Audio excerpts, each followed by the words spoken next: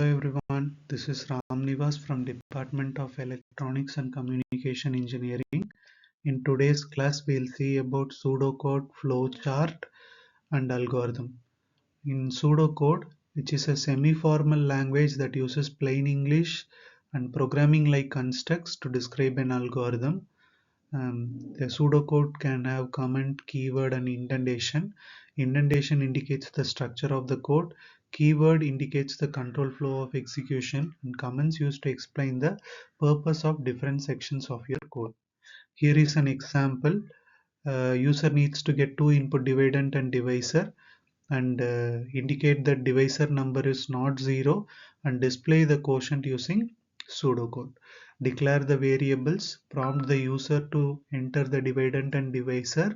After getting it, you need to check whether it is 0 or non-zero and perform do operation that if the divisor is 0, then you need to prompt that divisor must be non-zero. Prompt the divisor once again.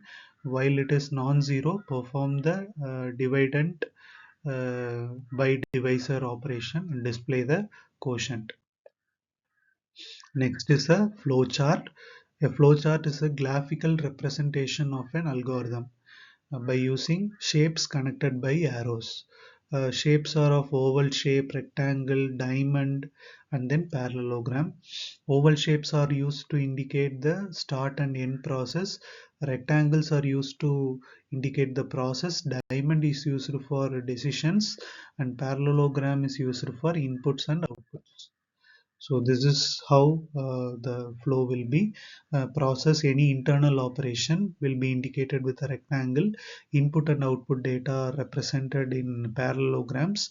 Any evaluation of conditions or branching depend on the decision, which is diamond.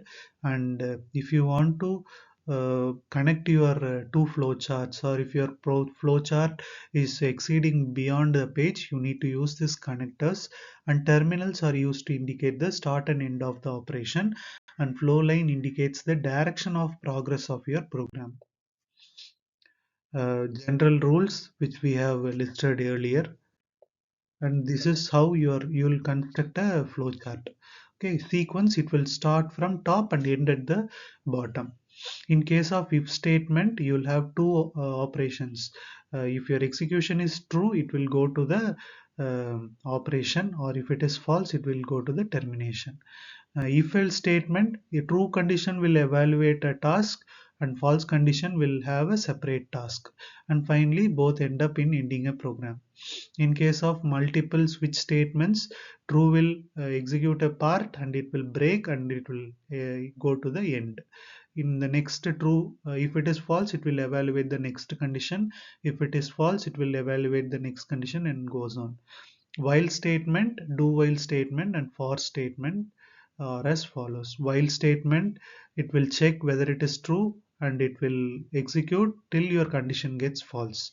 Um, in do while statement, the statement will be executed and condition will be checked, and this loop continues till your condition gets false. In case of for statement, you will follow initialization, test condition, and incrementation till the test conditions fails. Your process will be evaluated, and it fails, your program will be terminated. So this is the example of flowchart for your previous example. So if divisor is 0, it displays an error, and the follow process continues. It prompts the user to enter the divisor and get the dividend and divisor once again. If it is false, finally you will calculate the quotient and dividend by divisor, and finally display the quotient. This is an example.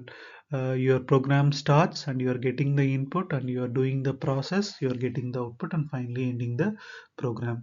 In case of flowchart, start will take a oval, input will take a parallelogram, process will take a rectangle, output will again take a parallelogram, and end will take a oval shape. Next is algorithm. Algorithm typically follows three logic structures: input, processing, and output. input receives input data, processing performs series of operations on input data, and output is providing the desired output. An algorithm is a finite sequence of well-defined instruction that can be used to solve a computational problem. It is very clear when compared to that of pseudocode. It provides step-by-step procedure that can convert input to a desired output. So following are the characteristics of an algorithm. It is clear and unambiguous. The algorithm should be unambiguous. Each step should be clear in all aspect and must lead to one meaning. It has well defined inputs. No input which is false input, or inputs are clearly defined. It may or may not take the inputs, but not the false inputs. Well defined outputs will be there. For if we are processing on a particular input, you will get exactly at least one of the output desired. So it won't process the imaginary inputs and give the predictions. Finiteness: algorithm must be finite. It should terminate after finite time. It is feasible. It must be simple, generic, and practical such that it can be executed using reasonable constraints and resources. Algorithm is language independent. Must be language independent. That is, it is a plain instruction that can be implemented in any language, and yet the output will be same as expected. Steps to write an algorithm.